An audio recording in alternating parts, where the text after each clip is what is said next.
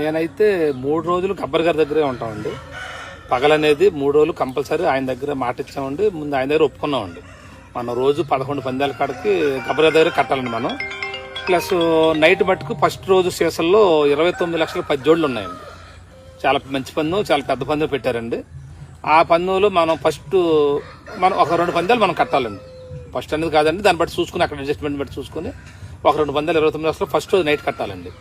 అదేవిధంగా రెండో రోజు నైటు ఇక్కడ చాలా పెద్ద ఒక ఆయన బిర్రు నిర్వహించి సంవత్సరం కొత్తగా నూజివేడి దగ్గర మీర్జాపురంలో మంచి పందెం పెట్టారండి. అది కూడా చాలా మంచి పందెం అండి. ఆ పందెంలో కూడా మనల్ని అడిగారండి, రత్తయ్య గారు మీరు ఎన్నో కన్ను పందాలు వేయాలని చెప్పేసి అడిగారండి. అడిగితే ఇక నేను తప్పని పరిస్థితుల్లో నాకు ఎక్కువ భారం అండి ఇది, అయినా సరే తప్పని పరిస్థితులు వెళ్ళి 25 లక్షల చొప్పున రెండో రోజు నైట్ 5 పందాలు వేస్తున్నాం అక్కడ రెండో రోజు అండి. అదే విధంగా అండి ఇక్కడ చేపురోల దగ్గర నారాయణపురం మీకు ఐడియా ఉంటుందండి, అందరికీ హైవే పక్కనే ఉంటుందండి నారాయణపురం. అక్కడ నాకు చాలా మంచి స్నేహితులు, 20 సంవత్సరాలుగా మనం బయట ప్రపంచం తిరుగుతూ మొదలుపెట్టిన కాడ నుంచి మనకు అనేక రకాలుగా మనకు అంత స్నేహంగా ఉంటామండి వాళ్ళు మేము. ఆయన కూడా పెద్ద జాతర అండి అక్కడ, మీరు ఎన్నో కన్ని పందాలు కట్టాలండి, మేము పందెం పెట్టామంటే మేము చాలా పెద్ద ఆయన మాట ఇచ్చామండి, కంపల్సరీ గబ్బర్ దగ్గర పందానికి వెళ్ళాలండి.